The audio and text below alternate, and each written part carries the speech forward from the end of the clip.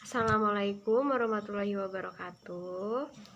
Nama saya Enadina Atiko, NPM 1813041015.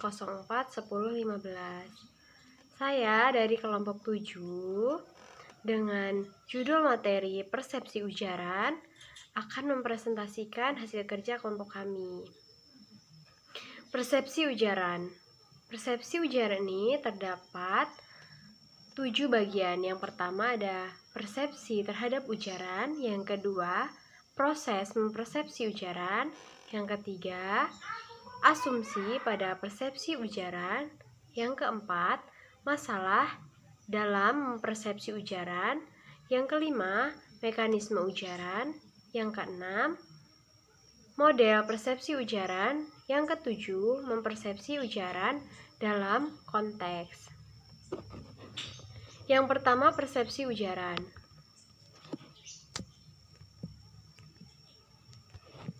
Ujaran adalah suara murni atau tuturan langsung dari sosok yang berbicara.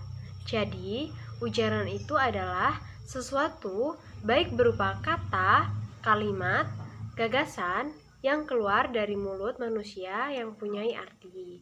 Dengan adanya ujaran, maka muncullah makna sintaksis, semantik, dan pragmatik. Persepsi adalah sebuah proses saat individu mengatur dan menginterpretasikan kesan-kesan sensoris mereka guna memberikan arti bagi lingkungan mereka.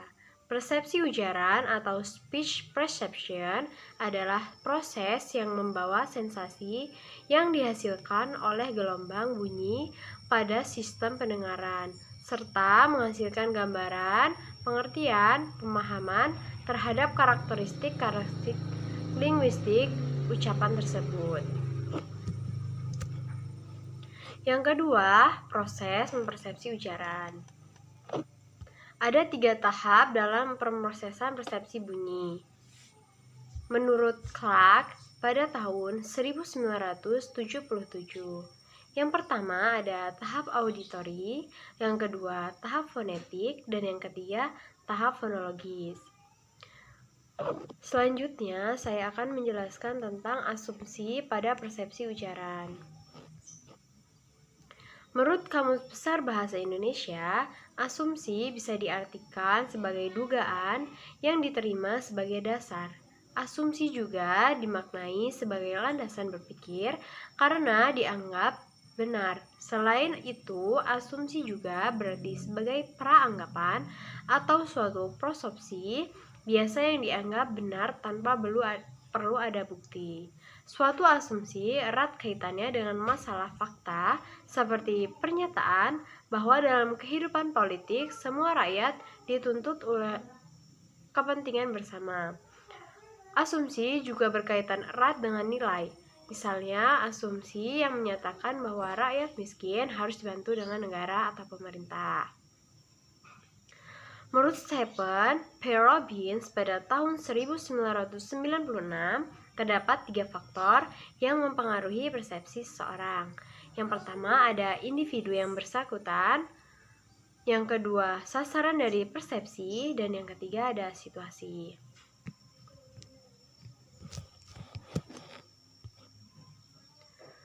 Menurut Bimo Walgito pada tahun 2004, halaman 70, faktor-faktor yang berperan dalam persepsi dapat dikemukakan beberapa faktor. Yang pertama ada objek, yang kedua alat indera, yang ketiga perhatian.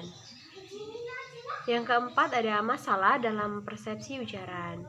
Masalah yang dihadapi dalam persepsi ujaran seperti proses menangkap dan mencerna bunyi-bunyi yang diujarkan dengan kecepatan. Proses merangkap dan mencerna bunyi-bunyi yang diujarkan secara tidak utuh dan perbedaan suatu antar penutur atau suara wanita, pria, atau anak-anak. Dalam bahasa Inggris, orang rata-ratanya mengeluarkan 125 sampai 180 kata tiap menit. Penyaji berita di televisi mencapai 210 kata dan Pelelang biasa mencapai lebih dari itu, menurut Gleason dan Ratner dalam Wijojo pada tahun 2008 halaman 31.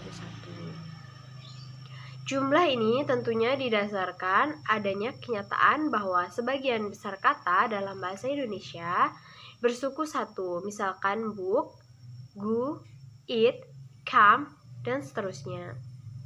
Untuk bahasa Indonesia belum ada yang menelitinya, tetapi karena kata-kata pada bahasa Indonesia pada umumnya bersuku dua atau lebih, seperti makan, tidur, membawa, menyelesaikan, maka jumlah kata per menit yang diujarkan oleh orang Indonesia pastilah lebih kecil dari angka di atas, mungkin sekitar 80 sampai 110 kata.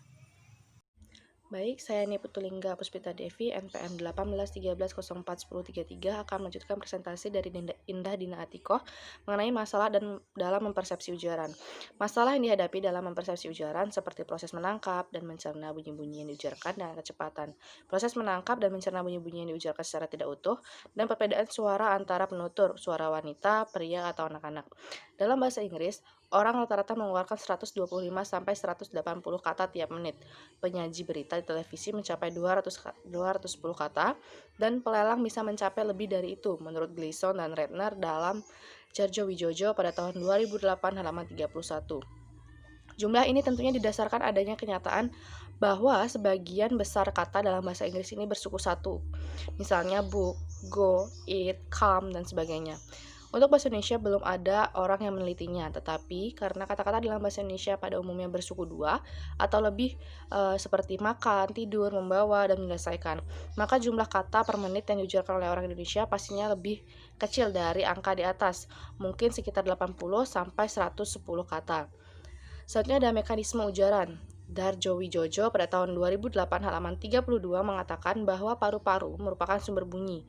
Paru-paru mengembang dan mengempis untuk menyedot dan mengeluarkan udara melalui saluran di tenggorokan. Udara keluar melalui mulut atau hidung. Dalam perjalanan melewati mulut atau hidung, ada kalanya udara tersebut dibendung oleh salah satu bagian dari mulut, sebelum kemudian dilepaskan. Hasil bendungan tersebutlah yang kemudian menghasilkan bunyi. Selanjutnya dalam ini terdapat bibir, gigi, alveolar, palata keras, pita suara, lidah, uvula, palata lunak, faring, rongga hidung, dan rongga mulut.